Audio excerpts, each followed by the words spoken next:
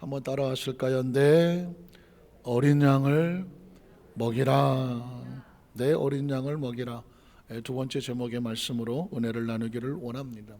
제가 지난 시간에 이 땅에 생명을 가진 모든 생명체들에게 가장 최고의 기적은 무엇일까라고 질문한 적이 있습니다.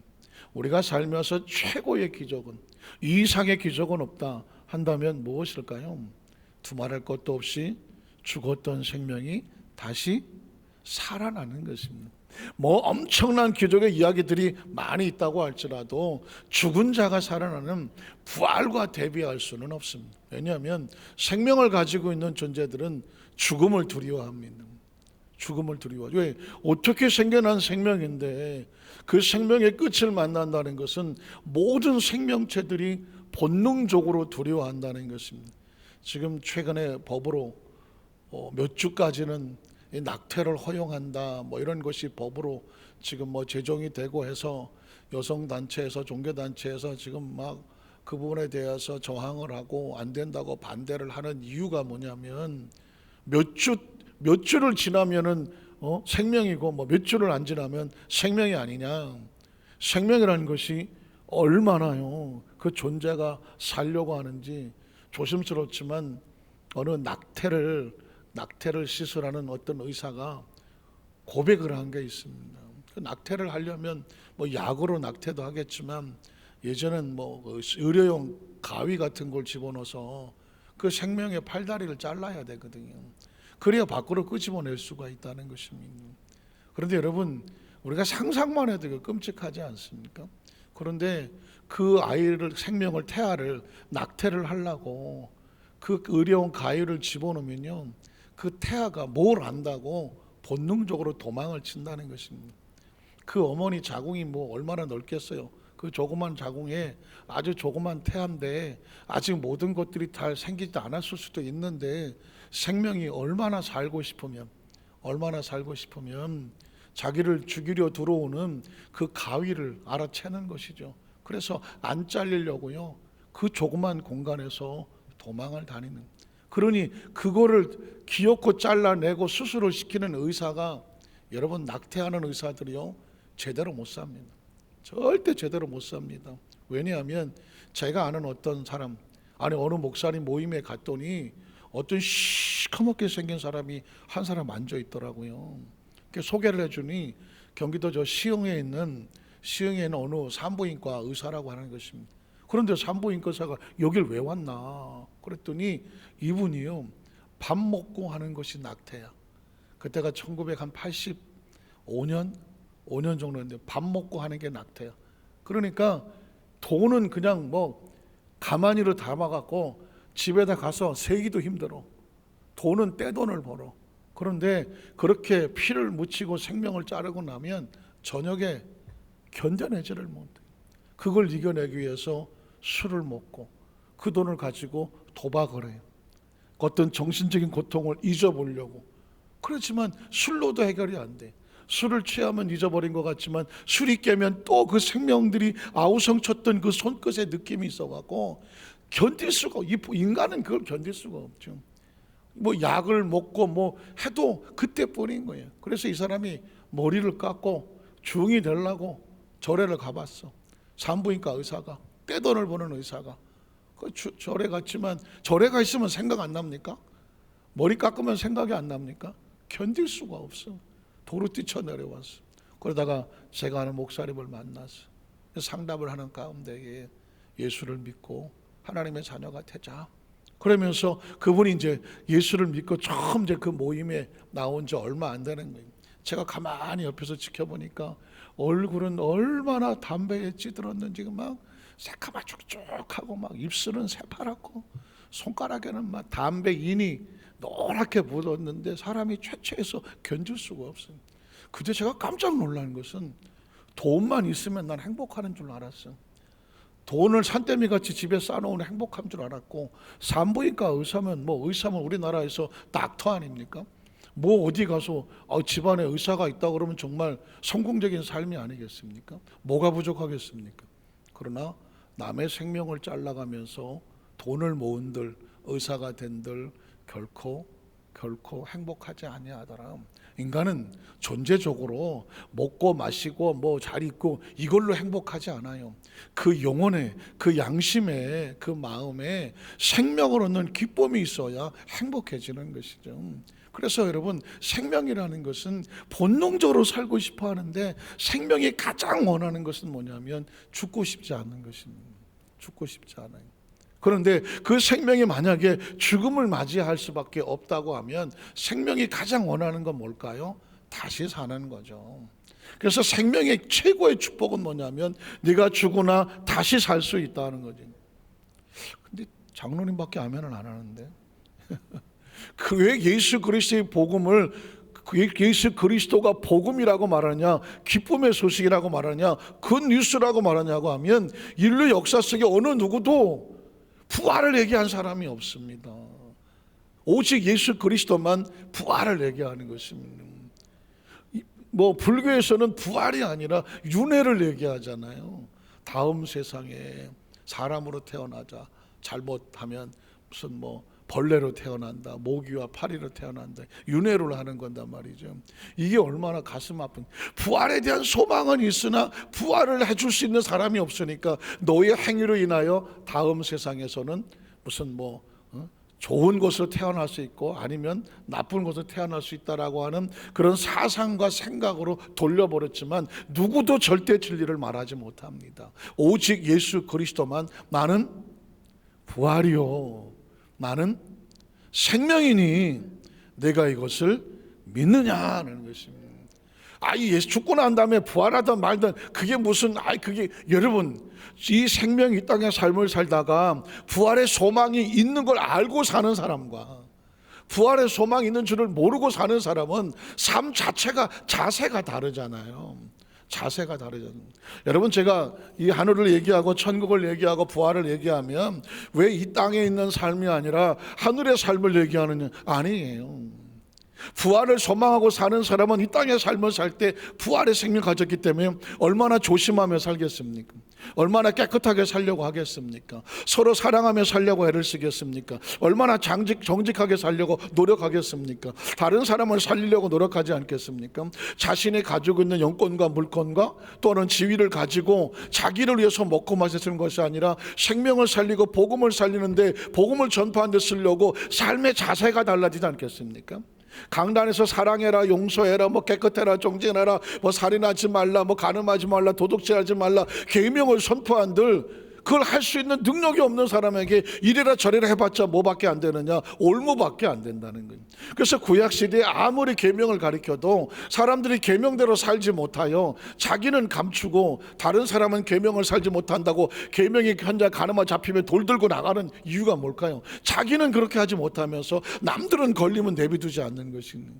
이게 이중적인 인격을 가지기 때문에 이게 감당할 수 없는 사람이 계명을 받으면 겪게 되는 갈등이라는 것입니다.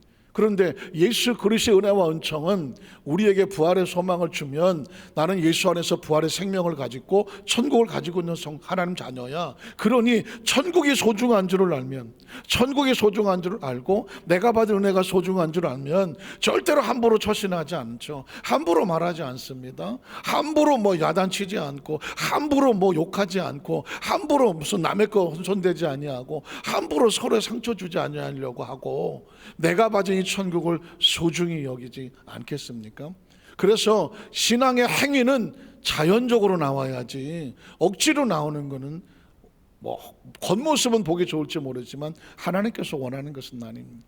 제가 그래서 우리 여의도순복 안산교회 성도들에게 초신자 때는 교회 갑시다, 11조 드려야 돼요, 뭐 기도해야 되고 예배 드려야 되고요, 안내해주고 양육하고 키워지지만 신앙이 성장하고 발전하면 어떻게 나와야 돼요? 자발적으로 나와야 되죠. 여러분이 주일 예배를 드려도 자원해서 드리고, 11절 드려도 누가 시켜서가 아니라 자원해서 드리는 거고, 여러분이 찬양과 감사를 해도 자원해서 하는 것이고, 헌신과 봉사도 자원해서 해야 여러분 마음에 기쁨이 있지 않겠습니까?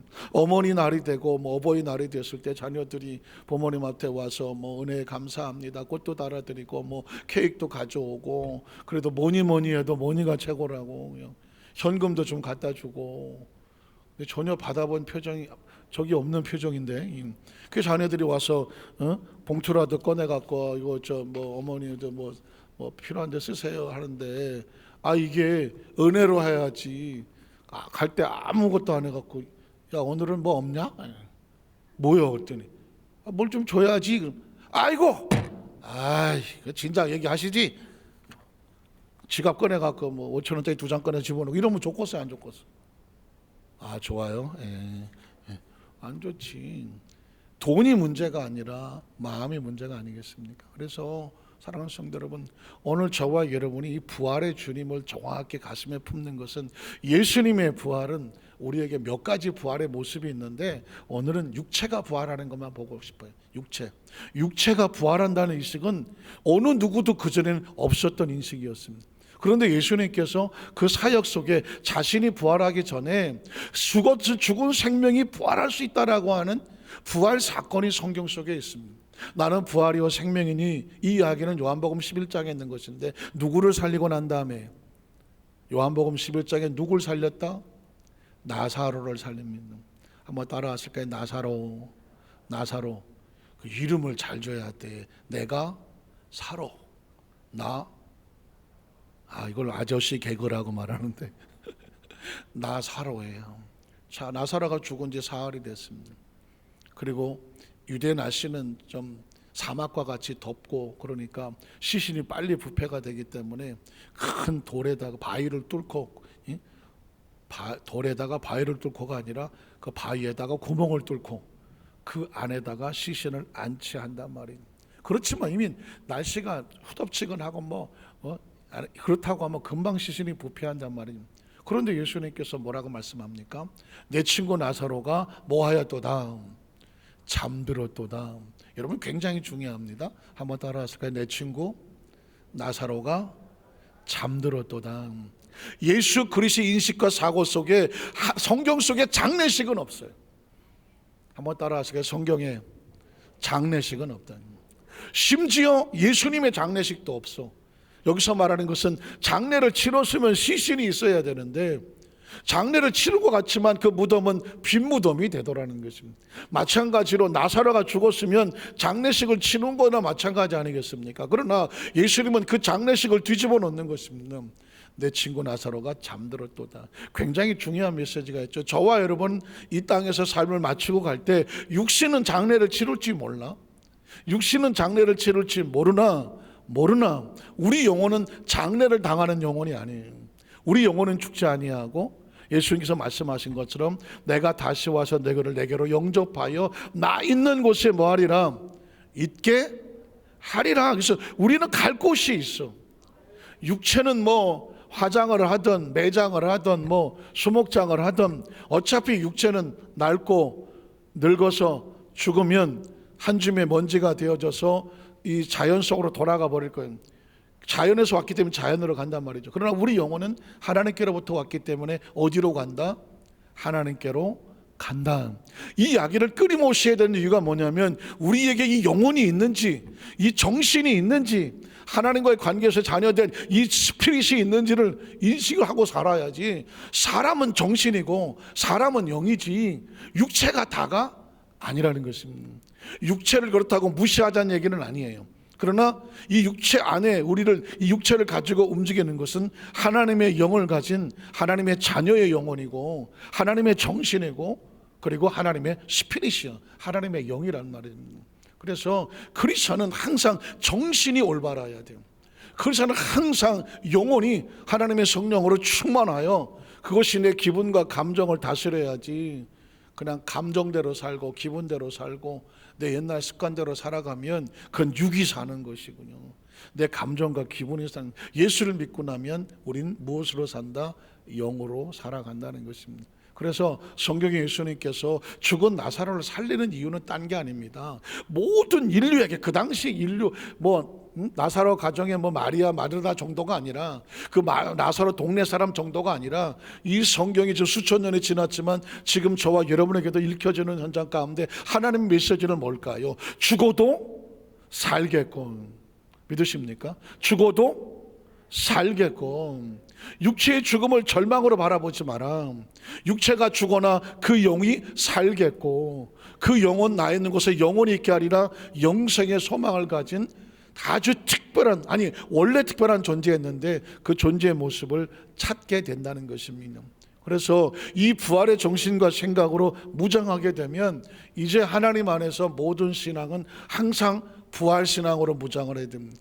우리가 육체의 부활을 믿고 그렇다고 이 땅에 사는 건 아니에요. 다 살 필요도 없어요. 참 어떻게 들으면 서운하실지 모르지만 육체는요, 등 따시고 배부르면 최고야. 다른 거 다 필요 없어. 이 몸은 뭘 원할까요? 그냥 등 따시고 배부르고 잘 먹고 잘 자고 잘 싸고 그리고 잘 입고 환경이 쾌적하고, 그래서 이 몸은 자꾸 뭐 좋은 집, 뭐 좋은 자동차, 또 좋은 환경, 하고 싶은 거, 먹고 싶은 거, 입고 싶은 거, 신고 싶은 거, 몸은 딱 이것만 원해요. 몸은 다른 데 관심이 없어.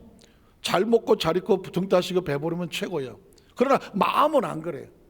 여러분, 몸은 잘 먹고 잘 사는데 어디 갔는데 불편해. 몸은 좋아, 몸은. 그런데 마음이 불편하면 거기 오래 있고 싶어요? 빨리 나가고 싶어요? 빨리 나가고 싶죠. 그건 뭐냐면 몸은 좋은데 어디 뷔페집에 가서 마음 놓고 먹으라 그래서 몸은 좋아, 아주 신났어. 근데 같이 여러 가지 환경이 내가 있을 자리가 아니고 불편한 사람들하고 있어갖고 마음이 안 편하면 먹을 게 아깝긴 하지만 빨리 나가고 싶어. 그럼 그 얘기는 뭐냐면 사람은 몸으로만 사는 게 아니죠. 마음의 기쁨이 있어야 사는 거예요. 자, 마음의 기쁨은 있어. 마음의 기쁨인데 이게 어떻게 해서 내 기쁨이냐면 어떻게든지 내가 하고 싶은 대로 수단과 방법을 뭐 다 동원해서 뭐 그냥 다른 사람 같이 뭐 밟고 올라서서 성취한 기쁨이야. 마음은 기쁨은 좋아. 근데 양심이 가책이 돼. 그러면 그 기쁨이 오래 갈까요? 오래 못 갈까요? 오래 못 가죠. 기쁘긴 한데 양심의 가책이 있어. 그 양심의 가책은 어디서 오냐? 그건 하나님과의 관계 속에서 오는 거예요. 하나님과의 관계가 편하지 않으면 아무리 마음이 기뻐도 왠지 찌부둥해요. 하나님과의 관계가 올바르지 않냐면 아무리 잘 먹고 잘 입고 있어도 몸이 그렇게 편하지 않아. 혹시 하나님과의 관계가 올바르지 않은데 그냥 그래도 난 잘 먹고 잘 입는 게 최고야. 하나님과의 관계가 올바르지 아니하는데 그래도 내가 하고 싶은 대로 하는 게 그게 나에게 행복이야. 만약 그렇다면 죄송하지만 그건 하나님과의 관계가 없으신 겁니다. 하나님과의 관계에 양심이 마비가 되거나 영적인 관계가 스톱이 돼서 느낄 수가 없는. 그래서 신앙생활에 제일 무서운 게 뭐냐면 내가 하나님과의 관계 속에서 뭔가가 아닌 것 같은데 내가 그걸 못 느껴. 그걸 뭐라고 말합니까? 양심에 화인 맞았다고 하는 거예요. 주의를 성수를 하는 건 당연히 하는 건데 주의를 성수 안 해도 내가 못 느껴. 별일 없겠지 뭐. 내가 11조 하나님께 드려야 되는데도 11조를 안 드리고 나서도 뭐 내가 뭐 할 수 없이요. 마음에 전혀 가책이 없어. 분명히 하나님과 관계 속에서 서운한 것이 있음에도 불구하고 내가 뭐 사정이 안 되는 거 어쩔 수 없지 뭐. 전혀 마음에 어떤 가책이 없어. 여러분, 이걸 뭐라고 말하냐면 모든 기능이 중단된 거예요. 크리스찬의 최고의 축복은 뭐냐면 성령의 음성에 민감한 겁니다. 하나님의 음성에 민감해야 돼요. 하나님 주신 영적인 시그널에 성령께서 슬퍼하시는지, 성령께서 기뻐하시는지, 성령께서 감동을 주시는지, 성령께서 원하시는지, 하나님과의 관계가 민감을 해서 내가 하나님과 성령과 함께 동행하는 것을 늘 마치 어린아이가 좀 몇 발짝 가다가 엄마 있나 보고 확인하면서 엄마가 있다는 걸 느끼면서 편안하게 길을 가는 것처럼, 엄마가 없어 보니까 없으면 더 이상 가지 않냐고 엄마하고 찾는 것처럼, 그걸 뭐라고 말해? 기도라고 말하지 않습니까? 이게 하나님과의 자녀, 하나님이 자녀서 구원받은 하나님의 자녀고, 그리고 그게 영으로 살아가는 삶을 말하는 것입니다. 자, 그러면 이렇게 그러면 부활이라고 하면 육체의 부활뿐만 없나? 또 하나의 부활이 있습니다. 예수님이 부활하신 다음에 뭘 했는지 보십니다. 예수님이 왜 부활했을까? 너희에게도 부활이 있다는 메시지를 주는 거겠지만 또 하나의 부활은 뭐냐면 사명의 부활이 있습니다. 한번 따라하실까요? 사명의 부활. 부활의 생명을 가진 사람은 그 다음에 바로 뭐가 있어야 되냐면 잃어버렸던 사명을 회복해야 해요. 잃어버렸던 사명. 아마 여러분의 각자 마음속에서 내가 육체의 부활만 믿으면 뭐 닿지라고 생각할지 모르지만 육체의 부활을 가진 사람에게는 이 땅의 삶을 사는 동안에 사명이 부활이 돼야 돼요. 사명이. 그래서 예수님께서 부활하신 다음에 사명을 잃어버렸던 제자를 찾아가죠. 그 제자가 누구예요? 베드로인 것입니다.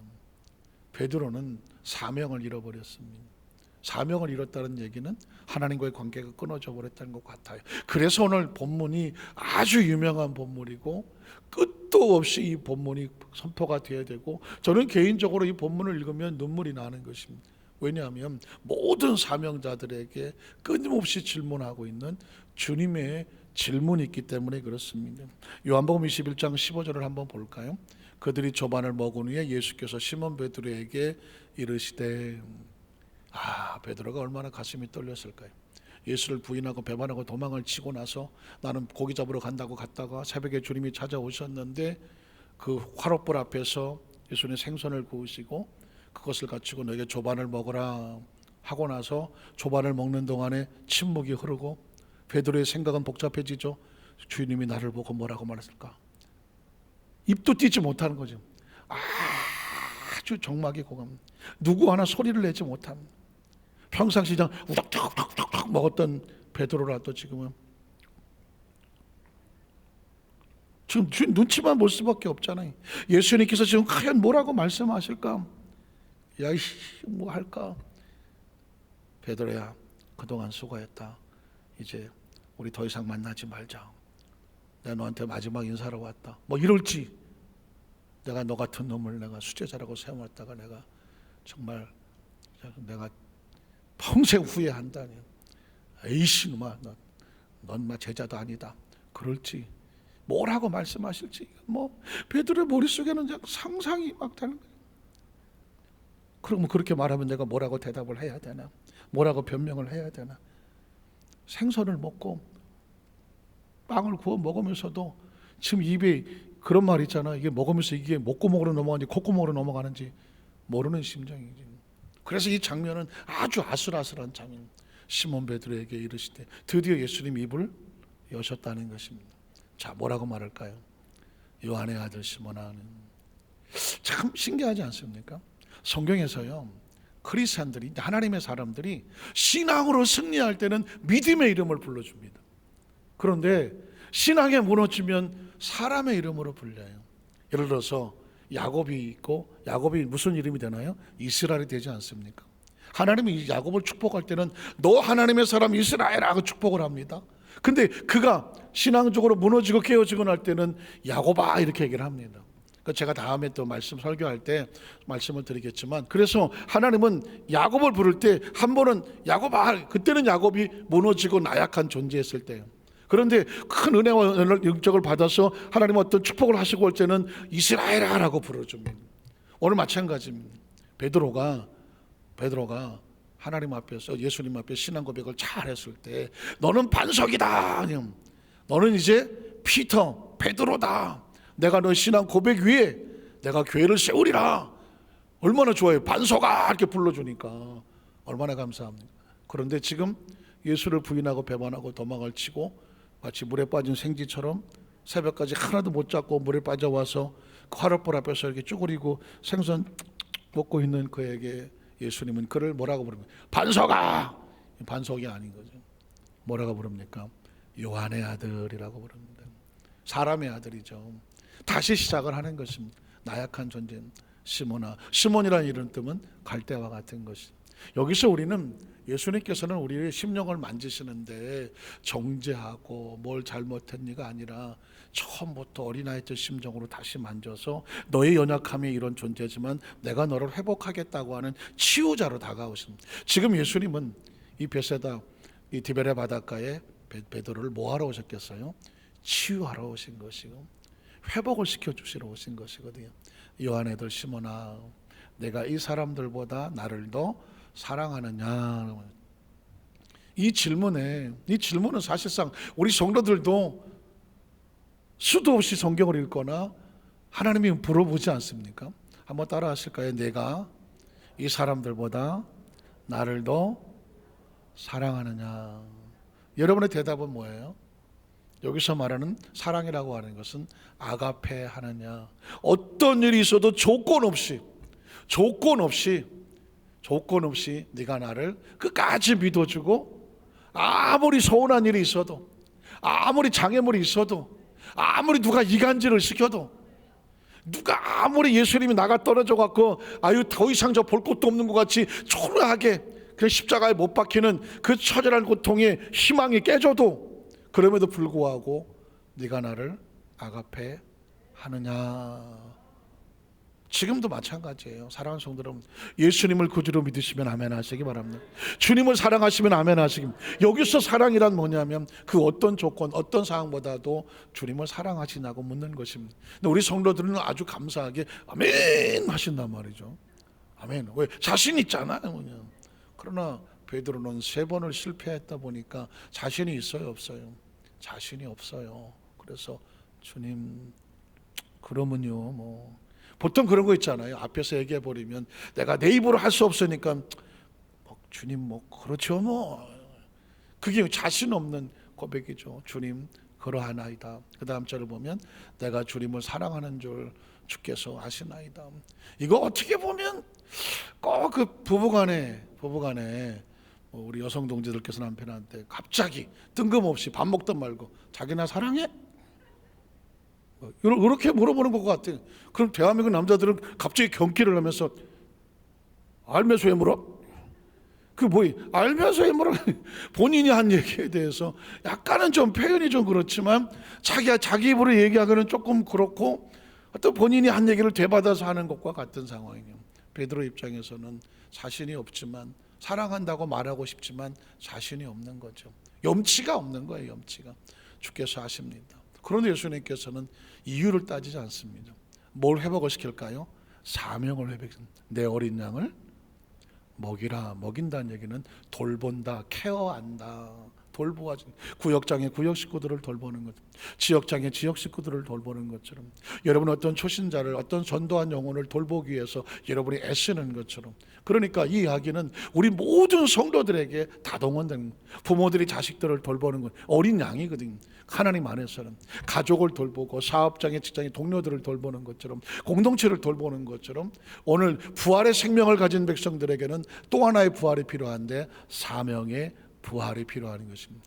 우리 여도수 마사교회 성도들 가운데 과거에는 내가 열심히 돌보았지만 요즘은 뭐 바빠서 라든가, 아니 뭐 좀 내가 서운한 일이 있어서, 아니 뭐 좀 내가 그냥 좀 쉬고 싶어서, 아니면 또 뭐 누가 뭐 날 알아주지도 않고, 어떤 핑계를 댔든지 간에 오히려 예수를 부인하고 도망을 쳤던 베드로에게조차도 베드로야 내가 원하는데 내 양을 돌보아주라. 우리 사랑하는 우리 믿음의 모든 동역자 여러분, 여러분은 저와 여러분 동역자잖아요. 동역이 뭐예요? 같이 일을 하는 사람이잖아요. 꼭 주의 종이 아니더라도 여러분 하나님의 나라 일꾼들 아닙니까? 믿으십니까? 우리 모든 다 일꾼들이거든요.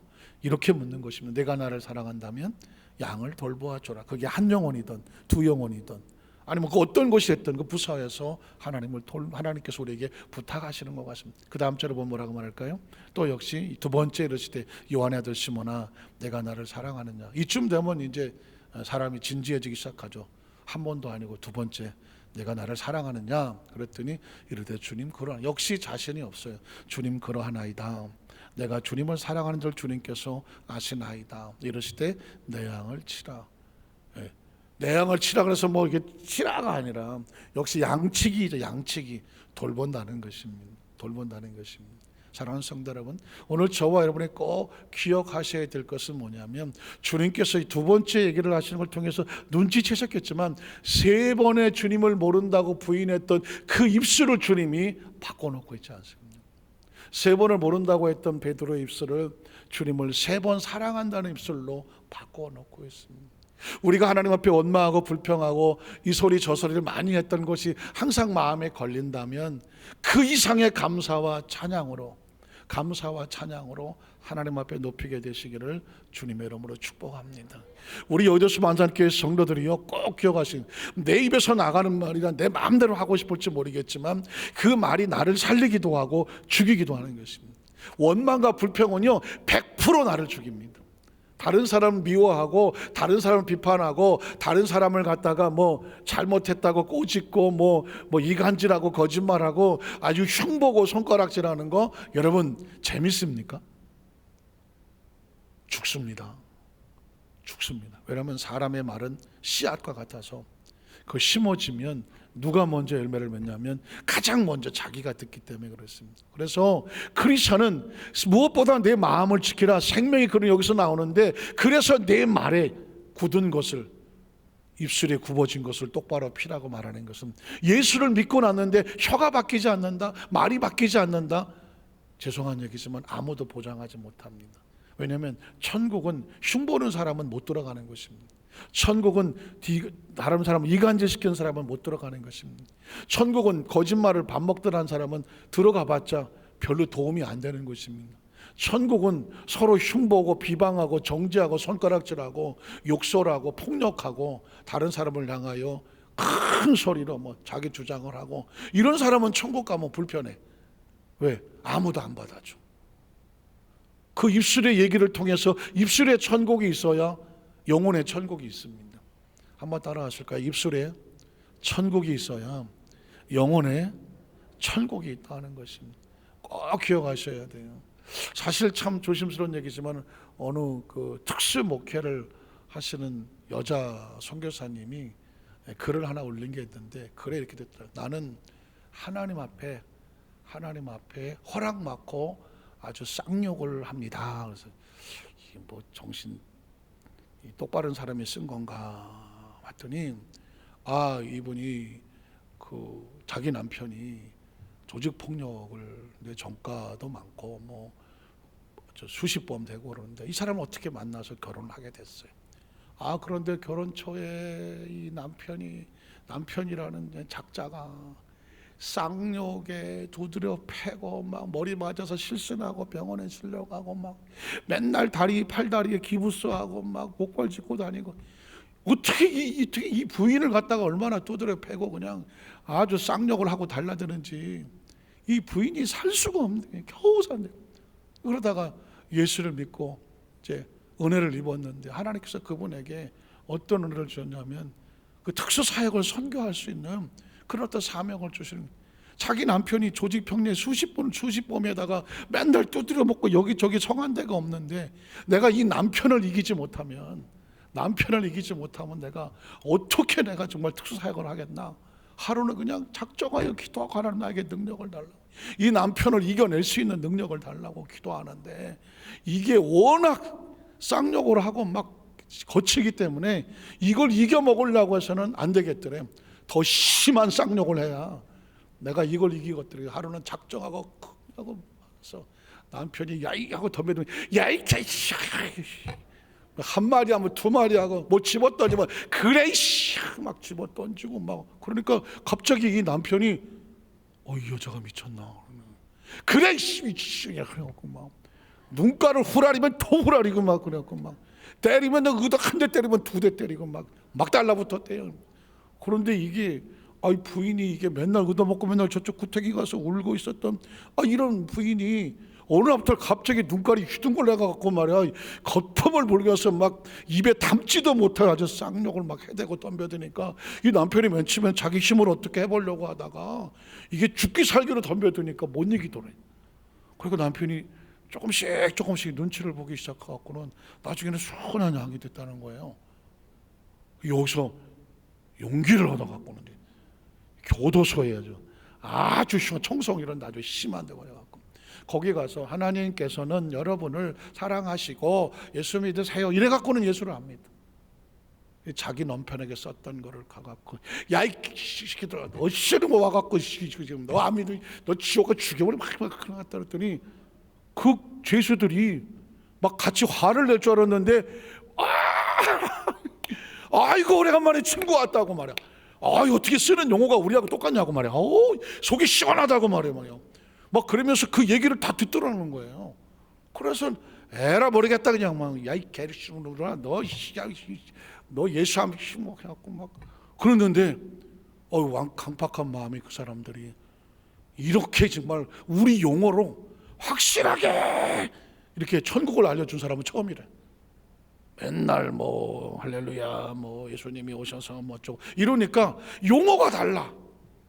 그래 용어가 달라갖고 졸려갖고 막 이러고 있는데 웬 아주머니가 와갖고는 시기야 이 시기야 막 하니까 자기들이 쓰는 용어하고 같은 거야. 가만히 보니까 무슨 굉장히 고수 두목의 용어를 쓰는 거죠. 그래갖고는 특수사역을 지금 하고 있는데 그래서 그분이 거기다가 글을 올렸어. 나는 하나님으로부터 쌍욕을 해도 좋다는 허가를 받고 특수 선교를 지금 하고 있다. 야, 근데 맨 처음에는 이 정신 나간 여자가 썼나. 그런데 가만히 내용을 보니까는 이해도 되고, 그리고 또 그런 것 같기도 하고, 그걸 욕을 못 하겠더라고요. 이런 경우는 아주 특수한 경우예요.